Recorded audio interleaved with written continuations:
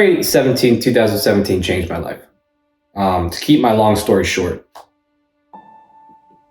prior to even all those events, I was basically in a better mental state of mind because I chose to get help, right? So I chose to get help from my previous history, mistakes, and all that good stuff.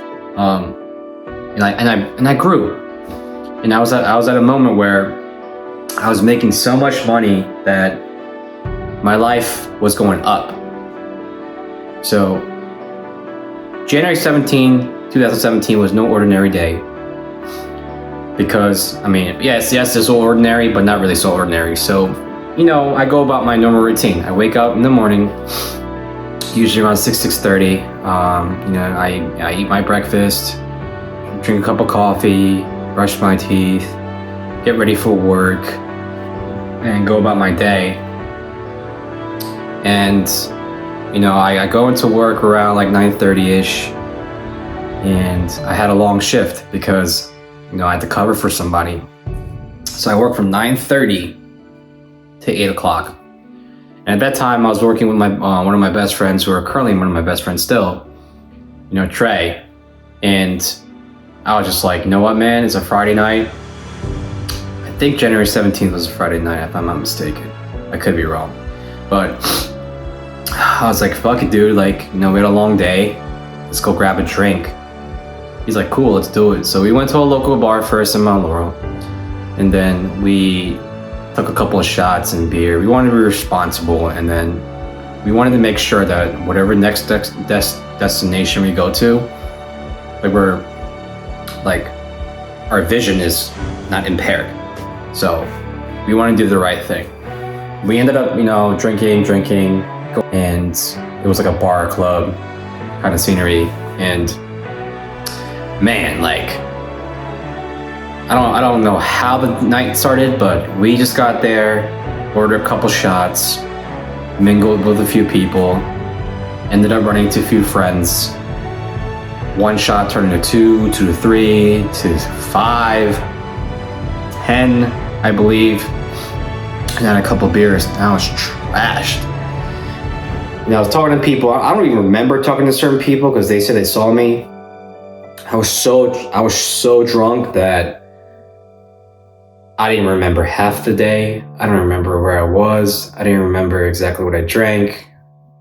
Next thing I know, I was told that a friend of mine would drive me home, stay right here. I ended up somehow disappearing, walking to my car, sitting there waiting for her, and then I ended up just punching in my address, put the GPS on. Next thing I know, I'm on 295. I don't know how I managed to do that. And so I'm driving, and mind you, it was raining. It was pouring. And I'm driving northbound towards 295, and I'm pretty sure that I missed my exit. But I kept on driving because I wanted the reverse. I couldn't see anything. I was so drunk, it was raining. I was falling asleep. I was weaving between cars. Next thing I know, as soon as I'm merging into the left lane, and I merged too quick, I rear-ended somebody from the side, and his car got totaled. I ended up hydroplaning and hitting a rail. And at that time, my car was pretty new, and it got destroyed. I only had that car for 6 months. And I got out, and I'm like, what the fuck just happened?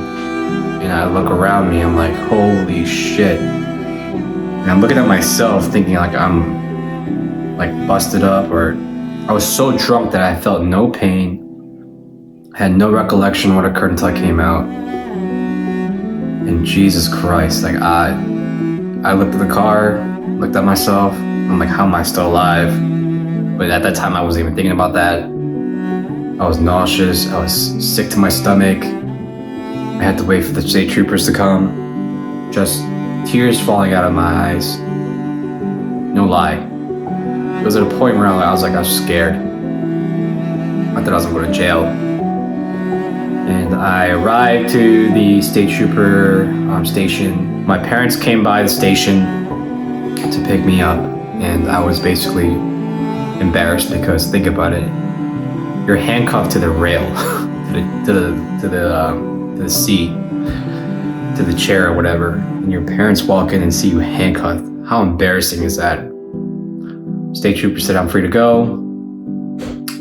I had a court appearance coming up, so they basically had a court date for me, and I wasn't even thinking about that as I was driving home from with my parents. I don't even remember falling asleep. My parents didn't say anything to me except go to your room and just sleep, and we'll talk about it afterwards.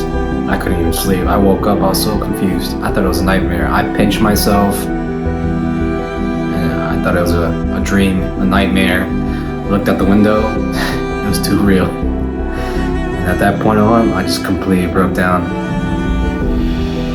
And I had to wait for my court appearance, and at that point on, my anxiety came back, as in like ×3.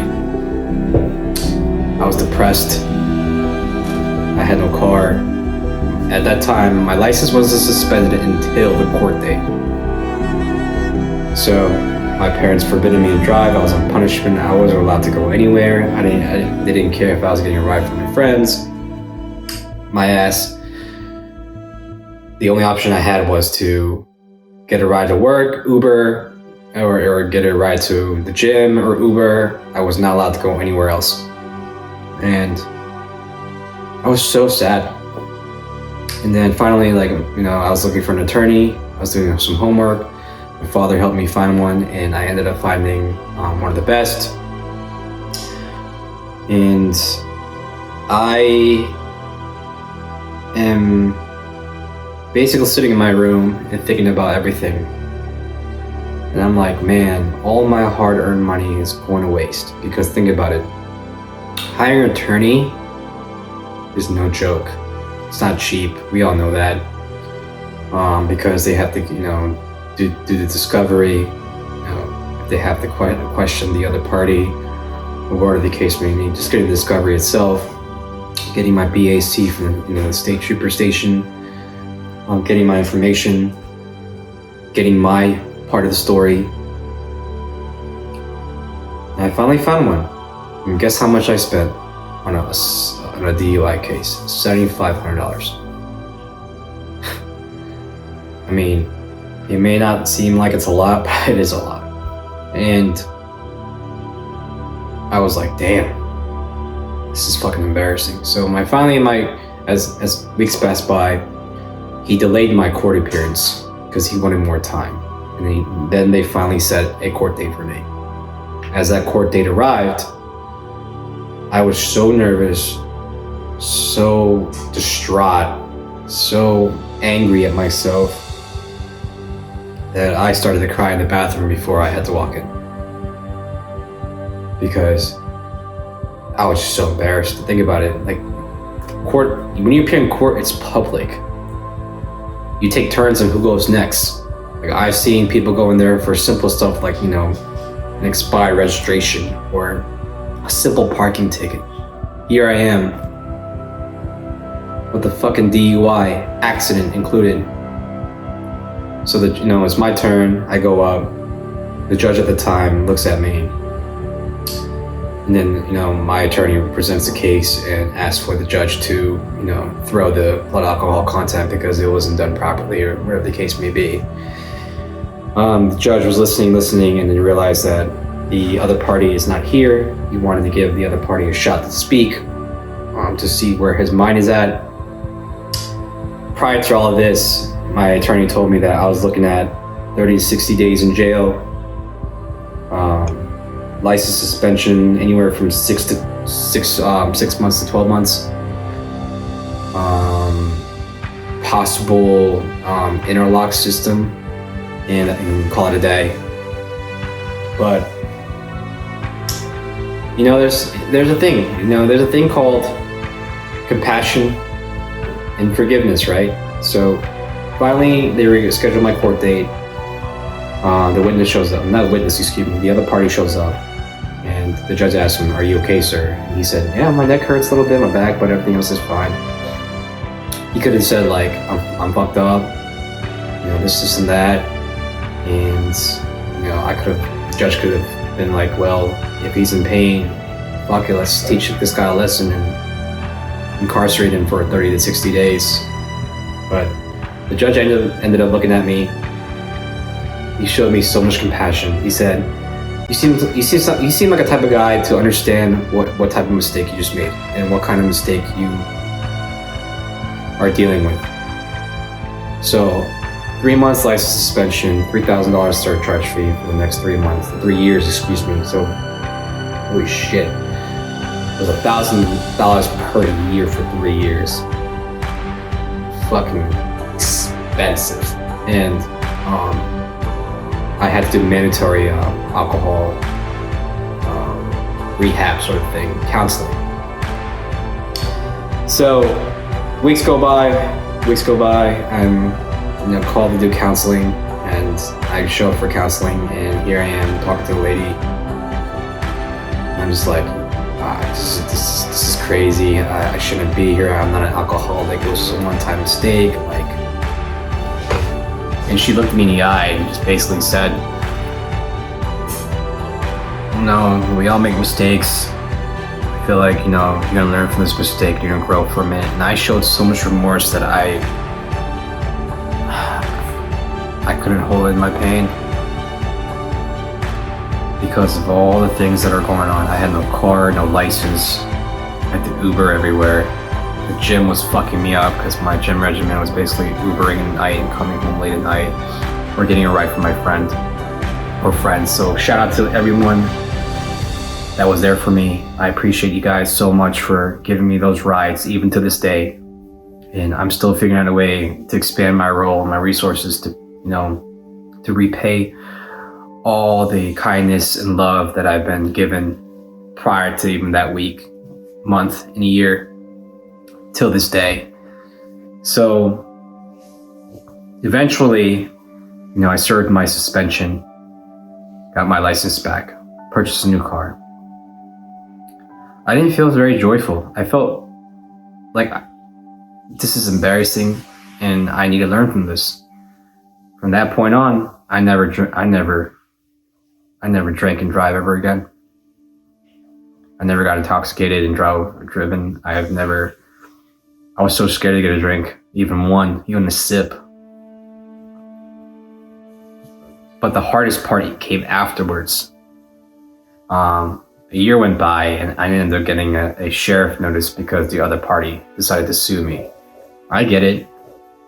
The bills, maybe maybe the person I just hit came across a late injury, accidental injury, like car accidents. If you get injured, it could show up later because there's delays. You can get a whiplash, or your body might not react well if something happens. Your ligaments probably damaged, something tweaks, something triggers it. So the other party ended up suing my insurance, and I get a notice. I call Geico, which is my insurance company, right away, and I'm telling you, without them, I wouldn't even be here because I was so depressed. I was like, damn, this is not over. This is still haunting me, and I deserve it. So he ended up suing me. I had to go through months and eventually up to a year of litigation matter. Going over the criteria, the scenarios, what they're seeking. And then I ended up having to meet up with the attorney in person, they were getting my side of the story. And then, months go by and I had to show up in Cherry Hill for a deposition. So the other party, attorney, and the other party, the wife and the husband, and then my attorney and I were there, and I was giving my side of the story, and I was giving a deposition basically on what happened. So not only did they end up suing me in Geico, they ended up suing the bar as well. So I was so apologetic, but I didn't say it because in a case you can't do that. So you can't show obviously that you're 100% guilty right away. You know, you gotta follow your attorney's rule. So I'm sitting there, I'm like, fuck. And I gave an honest deposition. And then once a month goes by, my attorney calls me and says, Daniel, I have some great news. Your case has been resolved. They're not pursuing you any longer. Your insurance covered it, and they're gonna pursue the bar. I was like, wow. I'm so grateful, so honored to have met this attorney because he worked his ass off for me. And it cost me so much money, but it was so worth it because it would have cost me double that. And at this moment, like, I'm gonna tell you this guys right now, driving while you're drunk or even tipsy, it's not worth it.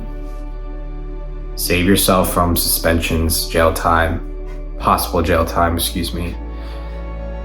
surcharges are for real. And if you get in a worst case scenario, you can kill somebody.